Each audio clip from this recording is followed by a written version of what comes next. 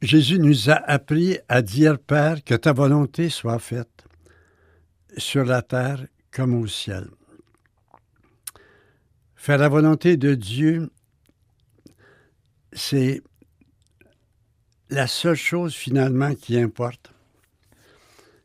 Quand, par exemple, on voit dans Matthieu un passage suivant, cela peut nous étonner au point de départ lorsque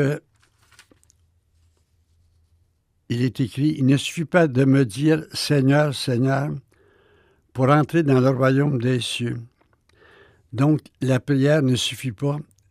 Il faut faire la volonté de mon Père qui est aux cieux. C'est dans Matthieu 7, 21. Il ne suffit pas de me dire « Seigneur, Seigneur » pour entrer dans le royaume des cieux. Il faut faire la volonté de mon Père qui est aux cieux. Beaucoup me diront en ce jour-là, Seigneur, Seigneur, n'est-ce pas en ton nom que nous avons prophétisé, en ton nom que nous avons chassé les démons, en ton nom que nous avons fait de nombreux miracles? Alors je leur déclarerai, je ne vous ai jamais connus. On peut donc faire des miracles et ne pas faire la volonté de Dieu. À ce sujet-là, Luther a une réflexion intéressante. On peut faire des miracles et pas faire la volonté de Dieu. Par exemple, quelqu'un a la réputation d'avoir le charisme des miracles. Alors, une foule immense est rassemblée. On prie le Seigneur sur les malades et il arrive que des malades soient guéris, mais ce n'est pas la volonté de Dieu. Pourquoi? Parce que s'il n'y avait pas de miracle, le peu de foi que les gens ont, ils la perdraient.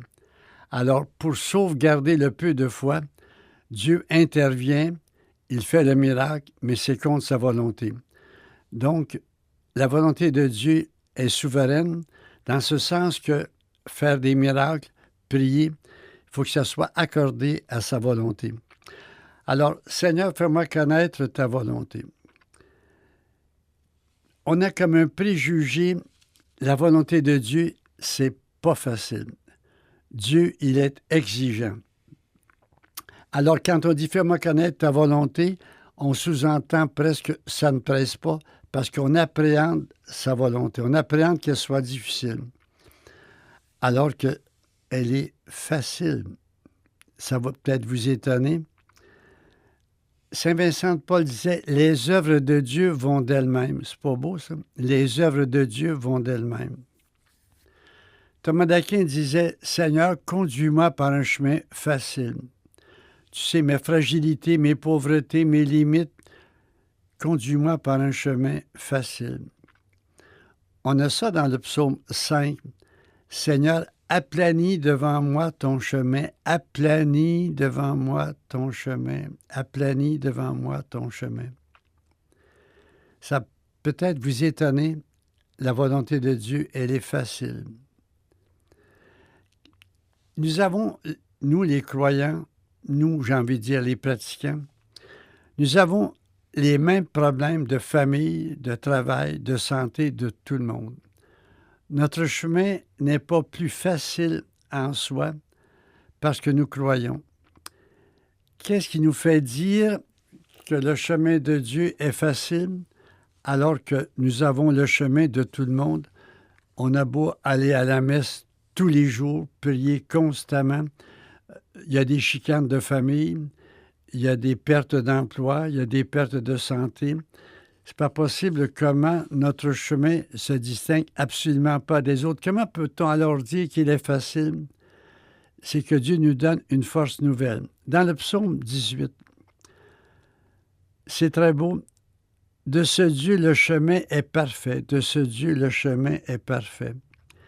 Ce Dieu rend mon chemin parfait. Comment Dieu rend-il mon chemin parfait, facile? C'est parce qu'il me donne de la vigueur. Il rend mes pieds comme ceux des biches. Je cite le psaume 18, versets 35-36. C'est très beau. Il allonge ma foulée et mes chevilles ne fléchissent pas. Dans quel sens le chemin de Dieu est facile? Dans quel sens sa volonté est facile? C'est qu'il nous donne une vigueur, il nous donne une force. En soi, nous avons le même chemin que tout le monde. C'est pas parce que nous prions que c'est plus facile la vie de couple, la vie de famille, la vie tout court. Mais Dieu nous donne une force, une vigueur qui fait que son chemin, même s'il est montant, mal éclairé, étroit, il est facile. Alors, fais-moi connaître ton chemin, Seigneur. Je dois avoir en tête son chemin, il est facile. Aplanis devant moi ton chemin. Conduis-moi par un chemin facile. Thomas d'Aquin, je reviens à Vincent de Paul. Les choses de Dieu vont d'elles-mêmes. C'est nous qui rendons difficile le chemin, compliqué le chemin, risqué le chemin. Fais-moi connaître ta volonté. Mais il faut savoir où s'arrête la volonté de Dieu. Quand on me dit, par exemple, moi, j'ai connu telle personne à l'oratoire Saint-Joseph et c'est la volonté de Dieu qu'on vive ensemble. C'est dans un groupe de prière que j'ai rencontré cette personne. On s'est regardé dans la prière, puis on a fait l'un pour l'autre. C'est de mêler le bon Dieu à peu près tous nos choix. Il faut prendre garde. Seigneur, fais-moi connaître ta volonté, mais est-ce qu'il veut, le Seigneur, que je vive avec telle personne? Est-ce qu'il veut que j'achète telle maison? Est-ce qu'il veut que je vais changer d'emploi? Souvent, on met les dieux à tout. En se disant, Dieu veut tout ou le permet. C'est pourquoi tout me satisfait, le Père de Montfort. Est-ce que la volonté de Dieu va jusqu'à me dire de changer de vêtements, de changer d'habitat? Pas du tout. Un jour, quelqu'un s'approche de Jésus pour lui dire « Dis à mon frère de partager l'héritage. » Dans Luc 12, Jésus dit « Moi, je ne suis pas établi pour être votre juge. » En d'autres mots, faites le choix de décider vous-même. Ça vous regarde, ça ne me regarde pas. C'est votre choix et toutefois, je vous dis, gardez-vous de l'avarice. Jésus n'entre pas dans ses choix, ça nous appartient. C'est à nous à décider qu'est-ce qu'on fait de l'héritage, à décider si oui ou non on change de maison. Ça, c'est notre décision. C'est nous qui devons assumer les responsabilités après avoir fait un discernement. Quand, par exemple, Marthe, qui est en train de faire un repas compliqué, et qui voit sa sœur assise parmi les apôtres dans la salle d'hôtes, elle atterrit en quelque sorte dans la salle d'hôtes, fâchée. Seigneur, dis à ma sœur de m'aider. Jésus va reprendre. Elle a choisi, c'est son choix. C'est pas moi qui lui a demandé de venir s'asseoir parmi les apôtres, c'est son choix. Vous voyez, c'est pas moi qui lui a dicté cette conduite, ce comportement, c'est elle qui a fait ce choix-là. Je suis en train de vous dire par là que nous sommes libres. Dieu nous a fait libres. C'est à nous à décider d'une foule de choses. Et ça, c'est toujours un risque de se tromper. On aimerait donc couvrir tout cela par la volonté de Dieu. Sacraliser tout ça par la volonté de Dieu. La volonté de Dieu, elle n'est pas telle qu'il me fait un projet. J'ai à devenir prêtre, j'ai à enseigner, j'ai à me marier. En d'autres mots, Dieu n'a pas tracé ma route. C'est moi qui la trace avec son aide, mais c'est moi qui décide. Mais jadis, tout était déterminé. Tout était fixé d'avance.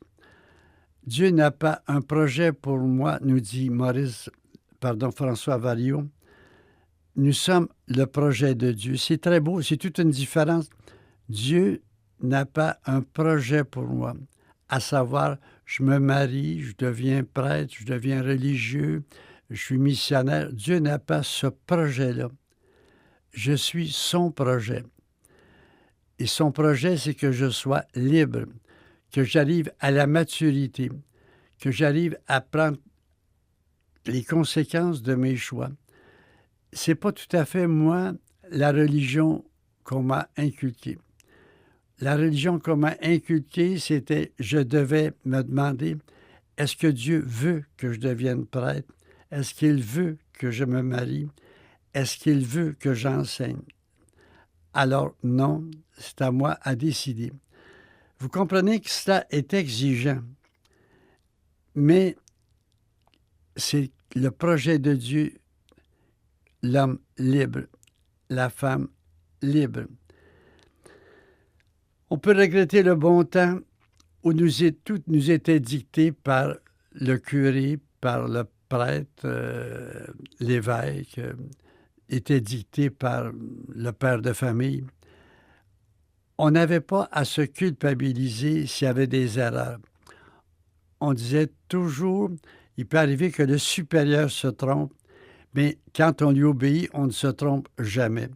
Alors, il y a des supérieurs qui, entre guillemets, se sont payés la traite. On devait prendre acte de ce qu'ils décidaient. Par exemple, après une retraite annuelle, on affichait les nominations. Telle sœur ou tel religieux va en mission en Afrique, elle part le 15. C'était le genre de décision. C'était pas la volonté de Dieu. La volonté de Dieu, c'était qu'on fasse des hommes et des femmes libres, autonomes, capables d'assumer leurs décisions. Alors, quand on dit « Seigneur, fais-moi connaître ta volonté », il faut savoir que la volonté de Dieu, elle va intervenir dans les attitudes. Lorsqu'il refuse, Jésus, d'arbitrer entre deux frères qui se partagent ou qui se chamaillent au sujet d'un héritage, il donne quand même une attitude. Méfiez-vous de l'avidité. Puis là, il donne une parabole. Un homme avait une récolte immense, se demandant ce qu'il va faire avec sa récolte. Je vais abattre mes greniers, en construire de plus grands. Je dirai à mon âme, repose-toi, tu as des biens pour des années à venir, jouis de la vie. Et Jésus de dire, imbécile, cette nuit même tu vas mourir, qu'est-ce qui va arriver avec tous tes biens? Soyez attentifs à l'avidité. Donc, la volonté de Dieu porte sur les comportements. Elle comporte sur ce qu'il y a derrière les choix. Et moi, j'ai à détecter, en quelque sorte, le piège de mettre le bon Dieu dans toutes les sauces. C'est pas lui qui veut cela. Mais jadis, on allait jusqu'à dire que Dieu permet le mal. Ça allait très loin, mais ça n'a pas de sens en Dieu qui permet le mal. On découvre aujourd'hui qu'il ne permet pas le mal, mais qu'il en souffre. Alors, fais-moi connaître ta volonté en me disant constamment là, que sa volonté, elle est facile. Jésus le dit lui-même. Apprenez de moi que je suis doux et humble de cœur. Mon joug, il est léger. Hein? J'ai donc besoin de me le redire. Mon joug, il est léger. Que la vie dans l'amour de Dieu, c'est facile. Mais jadis, plus c'était difficile, plus la récompense était grande. Alors que Jésus, en toutes lettres, on lit dans Matthieu chapitre 11, « Venez à moi, vous tous qui peinez sous le poids du fardeau, et moi je vous donnerai le repos. Prenez sur vous mon joug et mettez-vous à mon école, car je suis doux et humble de cœur, et vous trouverez le repos pour vos âmes. » Puis il insiste, « Oui, mon joug est facile à porter, et mon fardeau léger. » Matthieu 11, versets 28 et suivants.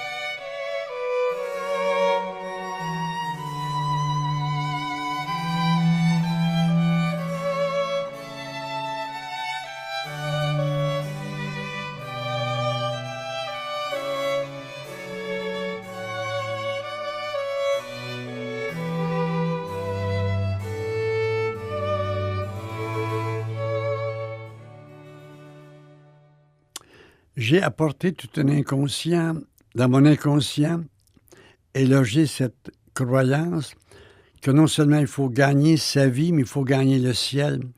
Et on gagnait le ciel à la sueur de notre front, la terre, mais aussi le ciel par des sacrifices de tout ordre. Et plus les sacrifices étaient grands, plus belle serait la couronne. Vous comprenez, moi, c'est là-dedans que j'ai été élevé. Or, maintenant, je sais que le ciel est gratuit, qu'on n'y est pour rien, que c'est un don de la grâce de Dieu. Alors, vous comprenez que ça, c'est dans mon inconscient. Moi, j'ai fait un prêtre pour 2 mauvaises raisons. On m'a dit que c'était un chemin meilleur que le mariage, que le célibat pour le royaume était une voie meilleure que le mariage. Or, je découvre que c'est pas vrai. Meilleur parce que c'est plus exigeant. C'est pas vrai. Le célibat n'est pas meilleur que la vie de couple, que le mariage. Et la deuxième mauvaise raison, c'est qu'à l'époque, en 50, imaginez, il manquait de prêtres, il fallait faire un prêtre. J'ai découvert par la suite qu'il y avait une surabondance de prêtres, mais j'avais déjà fait quelques années dans le sacerdoce. Je me suis trouvé d'autres raisons. Mais voyez comment cela nous a marqués. Hein? C'était pas facile la vie de couple. C'était pas facile la vie chrétienne. C'était plus difficile que pour toutes les autres vies, alors que la volonté de Dieu, elle est facile. Et ça va nous prendre beaucoup de contre-leçons pour en venir à bout. Quand, par exemple, on disait le fiat de Marie, Marie qui dit oui à l'ange, on présentait ça comme étant difficile, comme un acte de foi héroïque. Or, Marie se fait dire qu'elle doit être mère. Est-ce que c'est pas beau? Puis mère, en quelque sorte, héritière, son fils serait héritier de David. On nous a présenté ce fiat comme étant quasiment un arrache-cœur, alors que Marie a dit ce oui avec empressement et dans la plus grande joie, comme en témoigne le Magnificat.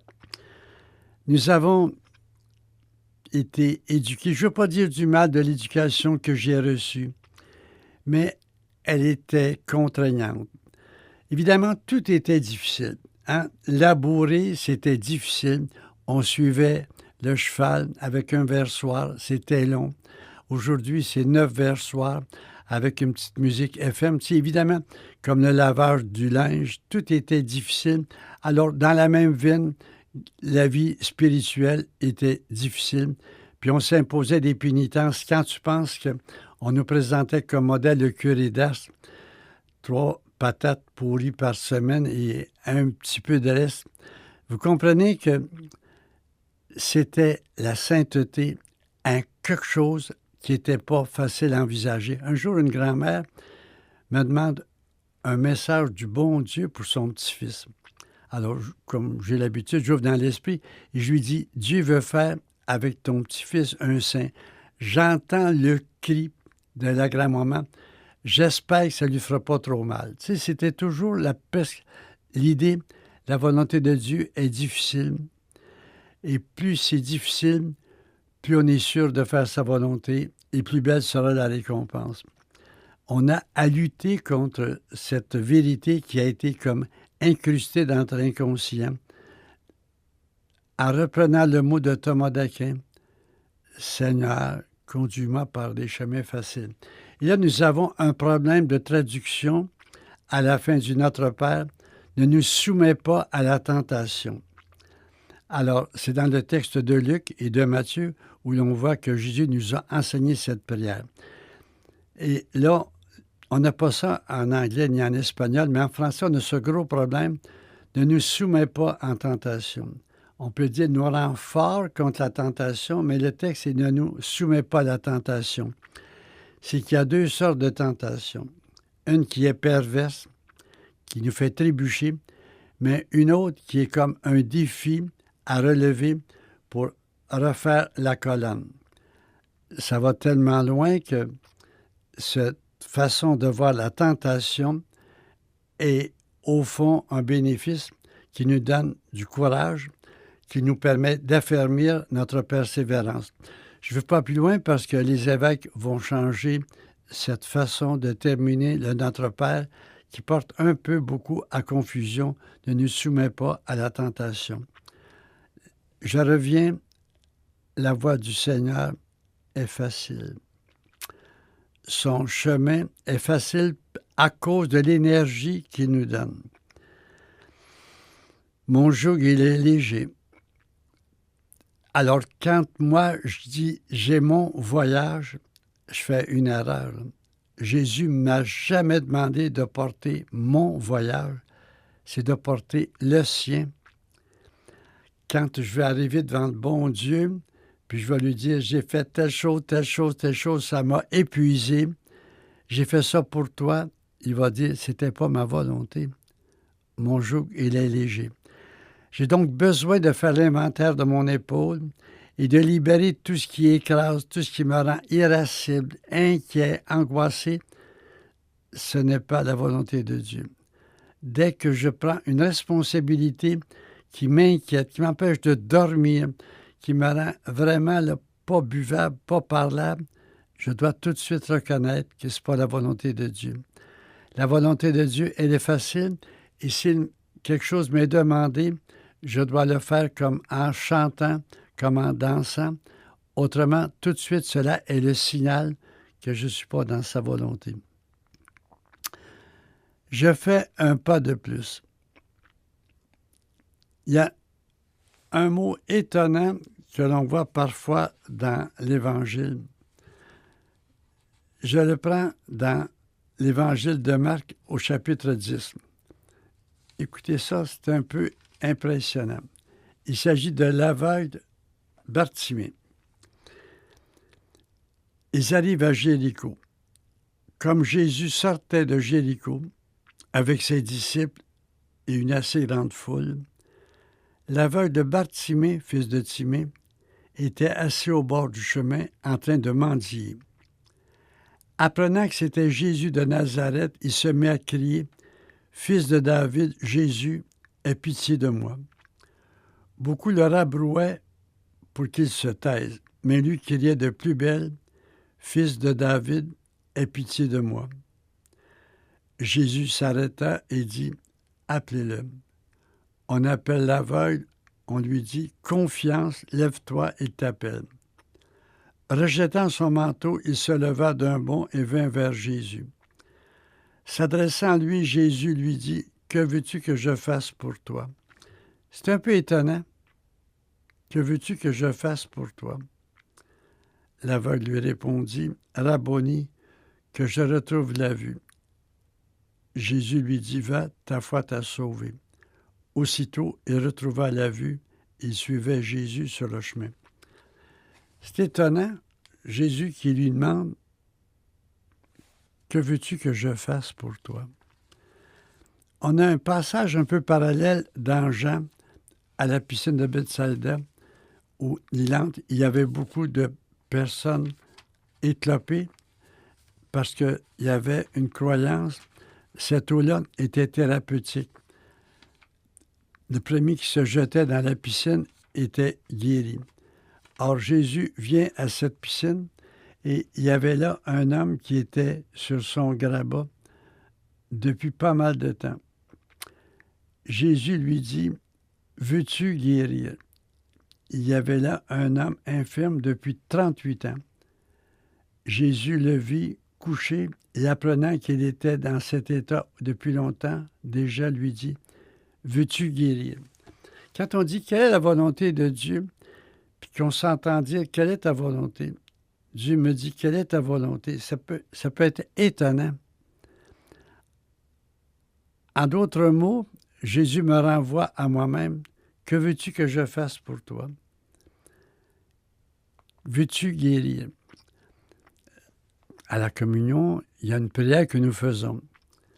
Voici l'agneau de Dieu qui enlève le péché du monde.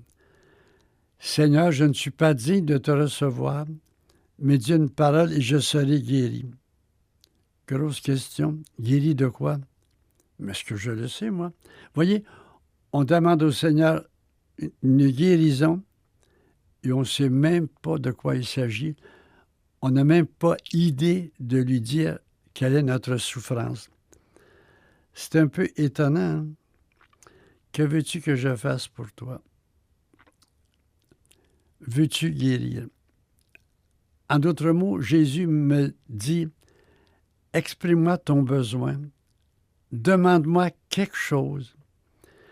Il nous a appris à prier en disant, donne-nous aujourd'hui notre pain. Et que c'est un peu déroutant, Jésus qui me demande, quelle est ta volonté? Quel est ton désir? Quel est ton besoin? J'ai besoin de le formuler, de lui dire le besoin. Mais de m'arrêter là. Hein. L'exemple le plus remarquable, c'est celui de Marie à Cana. Elle dit, ils n'ont plus de vin. Elle exprimait un besoin. Mais elle n'a pas dit à Jésus quoi faire. Et ça, c'est toujours notre tentation, non seulement de lui exprimer le besoin, mais de lui dire comment il va le combler.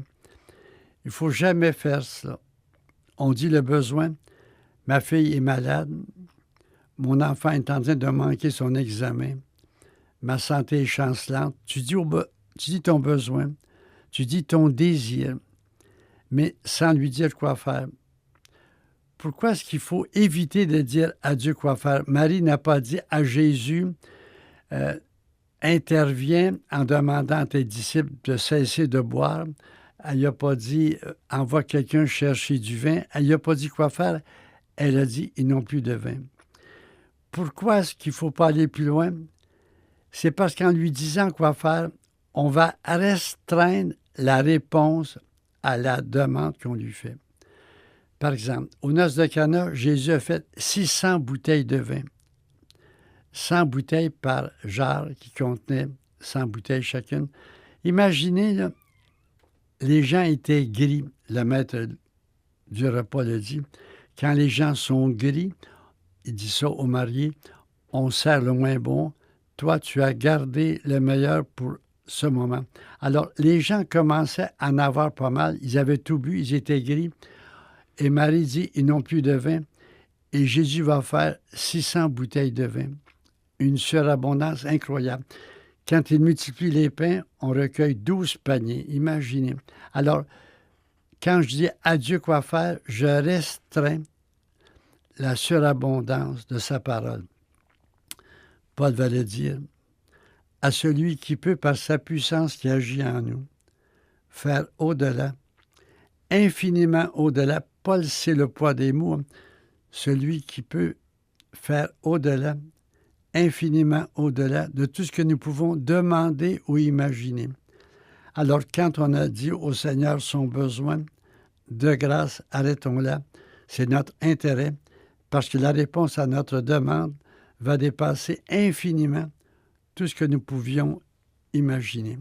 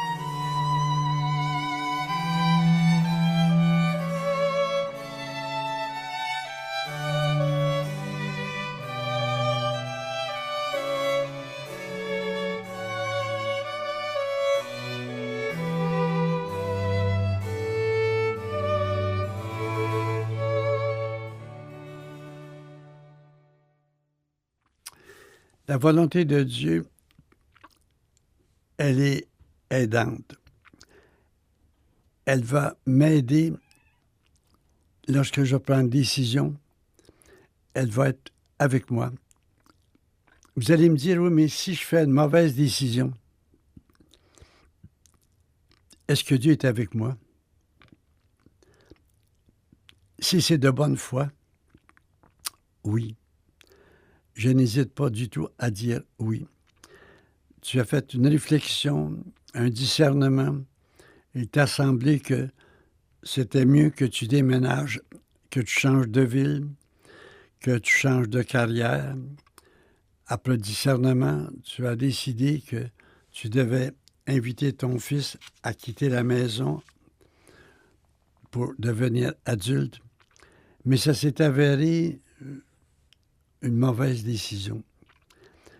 Dieu ne va pas t'abandonner pour autant. Il va transformer cette mauvaise décision en plus. C'est le mot admirable de saint Augustin. Tout est grâce. En fait, Augustin traduit à sa façon ce que Paul nous dit. Tout concourt au bien de ceux qui aiment Dieu. Tout concourt au bien de ceux qui aiment Dieu. Je me suis trompé de bonne foi, où ma décision a été bonne au début pour quelque temps, mais s'est avérée par la suite une erreur. Dieu va transformer cette erreur. Tout concourt au bien de ceux qui aiment Dieu. Ça va très loin, vous savez, ce mot de Paul. Tout concourt au bien de ceux qui aiment Dieu, repris par saint Augustin. Je le crois profondément. Dieu ne va pas m'abandonner parce que ma décision mène à nulle part. Il va me donner une force, un éclairage pour transformer en plus cette bêtise. Il ne faut donc pas être comme, excusez l'expression, constipé, là, faire la volonté de Dieu à tel point que je suis hésitant, que je suis sûr de rien. J'ai besoin de décider après réflexion, mais pas prendre un temps fou. Je dois décider avec simplicité de cœur en me disant, si je me trompe, Dieu va venir corriger ce mauvais tir que j'ai fait. J'aimerais ça que nous puissions nous dire les détresses dans lesquelles je me suis mis, la difficulté dans laquelle je me suis englouti. Il ne faut pas que je désespère. Dieu me suit jusque-là. Quand, par exemple, à la fin de Matthieu, au moment où il va partir pour le ciel, Jésus dit, moi, je suis avec vous tous les jours jusqu'à la fin des temps. Dieu m'accompagne même dans mes sorties de route. C'est fou, hein, qu'on peut appeler le péché. Dieu m'accompagne là-dedans. C'est inimaginable comment Dieu marche à mes pas. C'est d'ailleurs l'explication de ce qu'on voit dans l'Ancien Testament, où on voit un Dieu qui demande d'exterminer des villages, des villes entières, femmes et enfants. Tu entends ça, tu en as un frémissement intérieur. Dieu qui est vraiment dans une espèce de guerre de religion qui extermine, on se penserait, avec l'État islamique, c'est qu'en fait, Dieu accompagne son peuple. Il marche au pas de son peuple. Or, son peuple était rendu là. Alors, Dieu va jusque-là. Son peuple était un peuple qui sortait de la barbarie et alors prévalait souvent la loi du talion, mais avant ça même, la loi de la vengeance. Quand on va dans Genèse 4,15, là, celui qui va tuer Caïn sera vengé 7 fois. Tu lis ça, tu en as comme un frisson. Dieu dit, celui qui va tuer Caïn sera vengé 7 fois. Ça, c'est avant la loi du talion. La loi du talion, c'est œil pour œil, dent pour dent. C'est une loi civilisée. Dieu prend son peuple là où il est. Aux origines, la loi de la vengeance, Caïn sera vengé 7 fois. En fait, Dieu est donc humble, est donc miséricordieux, de se compromettre en quelque sorte en marchant au pas des hommes et des femmes. Et lorsque le temps va être accompli, Dieu va faire un pas de plus avec Jésus, qui non seulement dit œil pour œil, dent pour dent, même ton ennemi pardonne 7 fois. 7 fois. Voyez, il faut comprendre comme ça des passages de l'Ancien Testament, non pas comme un Dieu guerrier un Dieu qui cautionne la guerre, c'est un Dieu qui accompagne son peuple. Je reviens à cette réflexion, tout est grâce. Il va arriver que Dieu soit avec moi dans mes bêtises, mais pour petit à petit m'aider à me ramener au vrai chemin. Que ta volonté soit faite, Seigneur. Mais cette volonté-là ne me dispense pas de réfléchir et alors de commettre des erreurs. Quand Dieu a fait le monde, il a fait le meilleur monde possible, parce qu'il l'a fait par amour. Il a fait le meilleur monde possible avec la liberté. Et cette liberté, c'est un risque qu'il a pris. Et c'est un risque qui est toujours redoutable pour nous. Parfois, on aimerait donc que l'on nous dicte quoi faire. C'était donc commode le temps où on n'avait pas à réfléchir, à prendre des risques, à alors se tromper puis à se culpabiliser. Tout nous était dicté ou presque. Mais enfin, je ne veux pas exagérer sur le temps passé, mais ça ressemblait un peu à ça. Nous sommes invités à être des adultes, à assumer nos responsabilités, mais en nous disant, si je me trompe de bonne foi, Dieu sera encore avec moi. Et c'est très beau, vous savez, c'est très sécurisant. Dieu même a des préférés, c'est les pécheurs. Alors, je n'ai pas à devenir, j'ai envie de dire, incapable de bouger, paralysé. Est-ce que je fais la volonté de Dieu? On a demandé au curé d'Ars, comment on va au ciel? Il dit tout droit comme un boulet de canon. En d'autres mots, il m'arrive que moi, je complique la volonté de Dieu, je complique mes propres choix en ayant peur de me tromper, en ayant peur de déplaire à Dieu, de ne pas faire sa volonté. Quand je sais que Dieu a des préférés, c'est les voleurs, la femme adultère, la Samaritaine, il est à la table des pécheurs. Quand je pense à cela, cela me donne un peu de simplicité et d'assurance. Je fais un pas de plus. Vous allez me dire, mais que fait le Saint-Esprit dans ce discernement de la volonté de Dieu? Parce que, au fond, quand j'ai des choix à faire, c'est parfois très difficile. Je n'ai pas à choisir entre le bien et le mal. J'ai à choisir entre deux biens. Lequel est le meilleur? Lequel est suivant la volonté de Dieu? Lequel peut, à la longue, assurer mon bonheur et le bonheur des miens? C'est parfois un exercice qui me dépasse.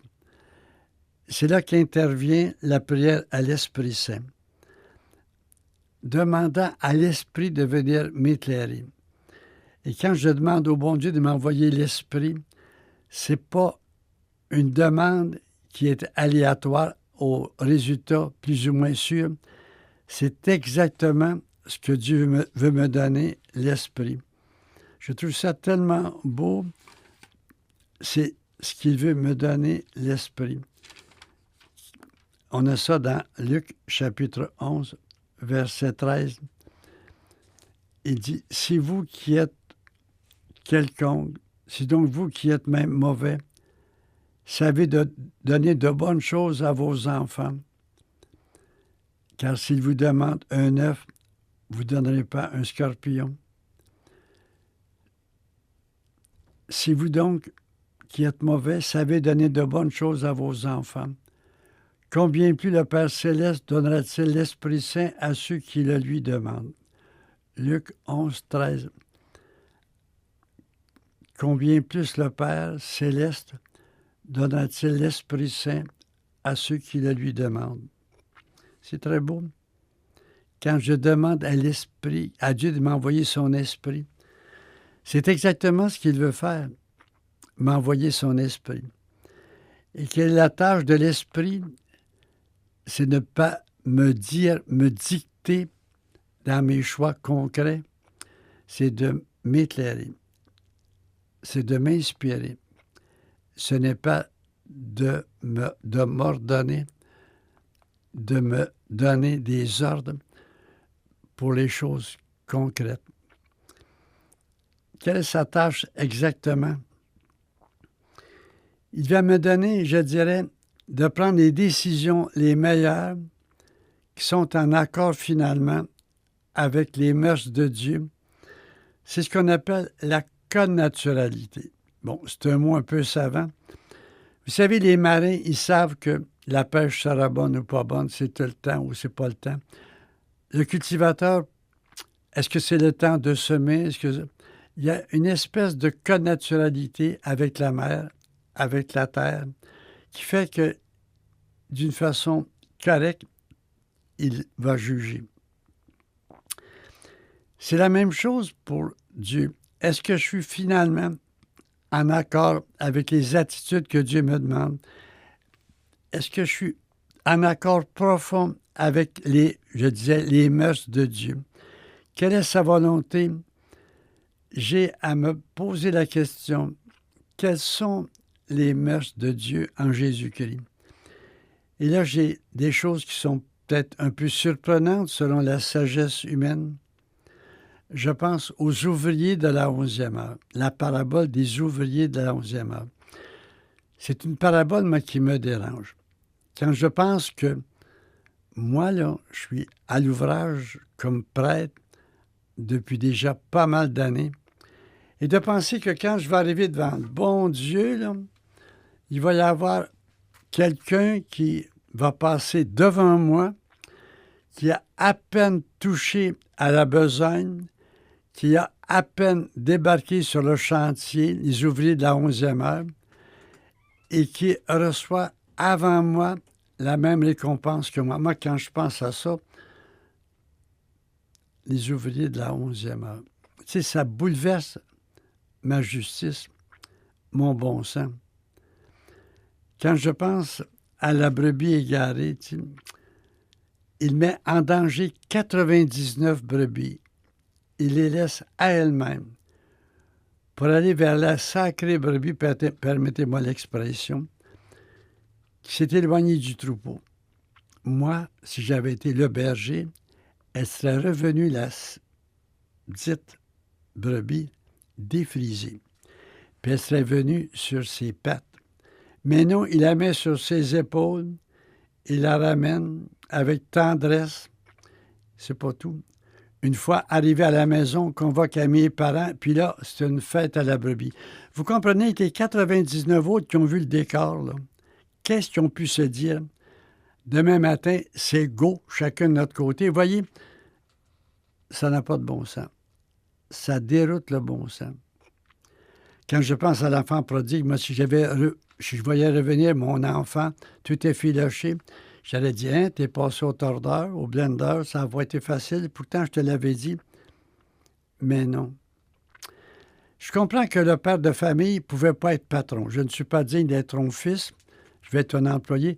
Le père ne pouvait pas passer de patron à père. Ça a été une démotion. Mais de là, avoir le veau gras dans l'assiette, ça aurait pu être un petit pas végétarien en attendant qu'il a labouré. Voyez, cette réaction du père me déroute. Et je comprends donc la tirade de l'aîné. Bravo, moi j'applaudis. Il y a quand même des limites. Mais voyez, l'Esprit Saint m'amène par connaturalité avec ce Dieu dont la bonté me déstabilise, me déroute. Mais si c'est le Saint-Esprit, que dire?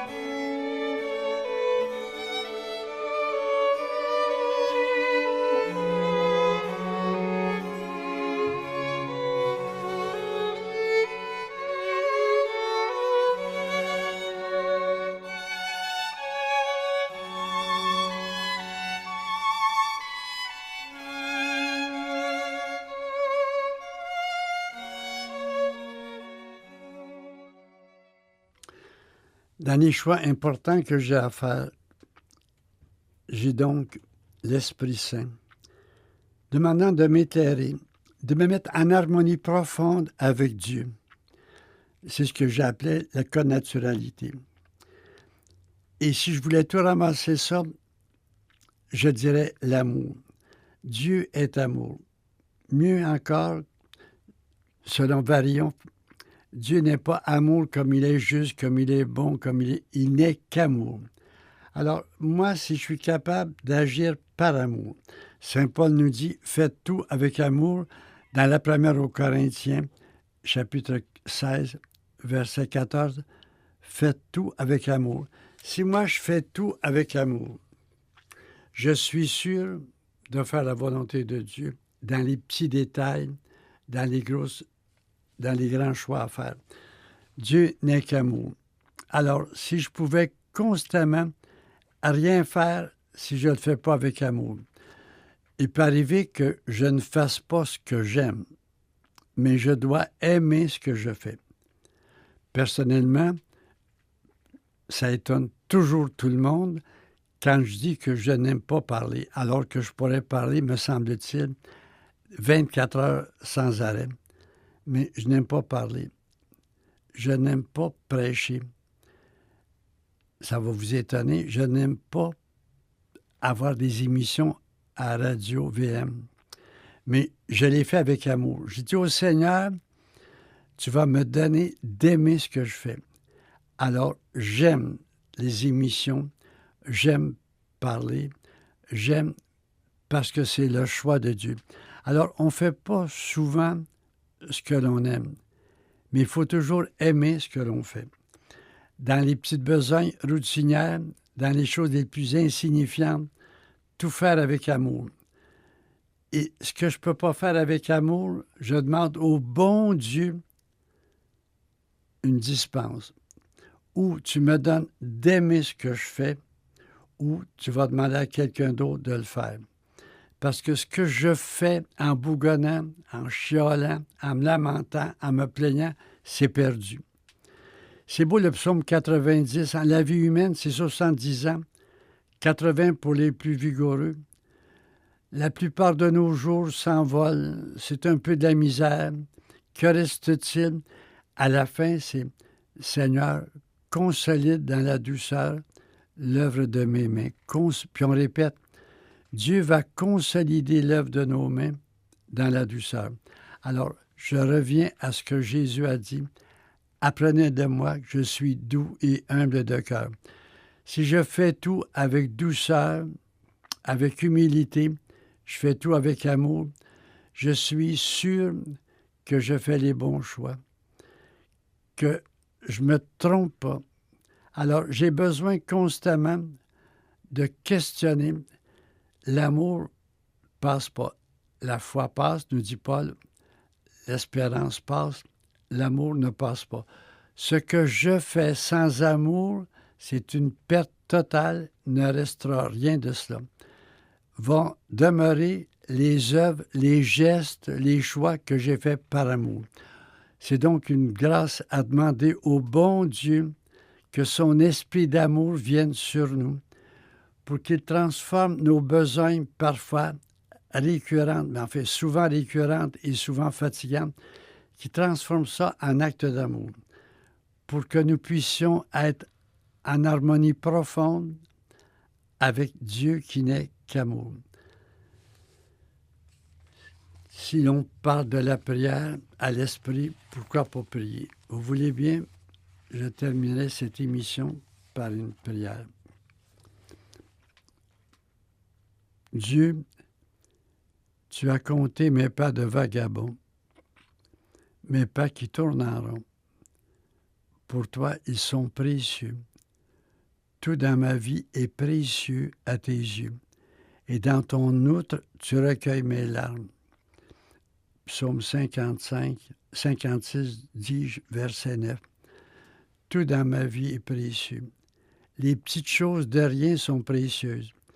C'est ce que Paul va dire, quoi que vous mangez, quoi que vous buviez, quoi que vous fassiez. Seigneur, donne-moi l'amour de ma vie quotidienne. Donne-moi l'amour de mes pas qui mènent à rien, car si souvent je tourne à rien. Je prends une décision, je la défais. Donne-moi d'aimer cette indécision. Donne-moi d'aimer tout dans ma vie. Si tu calcules mes pas, si tu les comptabilises, mes pas qui mènent à rien, à combien plus forte raison, Seigneur, ces pas qui comptent. Seigneur, je veux faire les choix de servir les autres, de vivre pour les autres. Paul nous l'a dit tellement, nul ne vit pour soi. Et il y a le commandement, tu aimeras ton prochain comme toi-même. Je veux faire les choix qui font grandir les autres, qui font vivre les autres. Et quand je fais ce choix-là, je sais, comme dit le psaume 89, verset 22, quand je fais ce choix, ta main me rend solide, ton bras me rend fort. Parce qu'au verset 51 du même psaume, il est dit, Seigneur, pense à tout ce peuple dont j'ai la charge. Je suis décentré de moi. Je veux aider mon prochain. Je veux accomplir cette loi. Aime ton prochain comme toi-même. Et je sais alors que tu me rends solide. Et quelle que soit la besogne difficile, ton bras me rend solide. Je veux te rendre grâce, ô Dieu. Tu es avec moi, même si la vie est parfois difficile, tu es avec moi. Il peut arriver que je sente que j'ai le corps usé, le cœur aussi, mais tu es avec moi. Et parce que tu es avec moi, tu me prends par la main, tu me rends solide. Je veux te bénir, ô Dieu.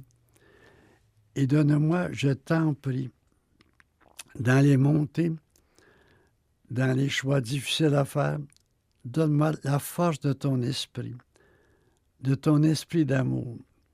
Sur le rocher trop élevé pour moi, tu me conduiras. Que de choses me dépassent, et pourtant je suis appelé à aller jusqu'au bout. Donne-moi alors ton esprit de force, afin que je puisse marcher avec un pas léger en chantant.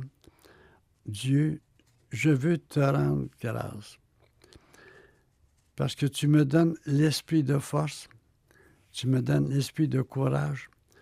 Je veux te rendre grâce avec ce passage tellement beau du psalmiste. Oui, mon zèle m'a consumé. Je veux donner le meilleur de moi-même. Je veux m'engager, quel que soit mon âge, m'engager totalement au service des autres. Et je sais en ce moment-là que ta main me rend solide. Mon frère et ma sœur, j'aimerais donc vous bénir de tout cœur. Permettez-moi de le faire. En espérant que cette petite réflexion pourra vous faire chanter le Notre Père, que ta volonté soit faite sur la terre comme au ciel.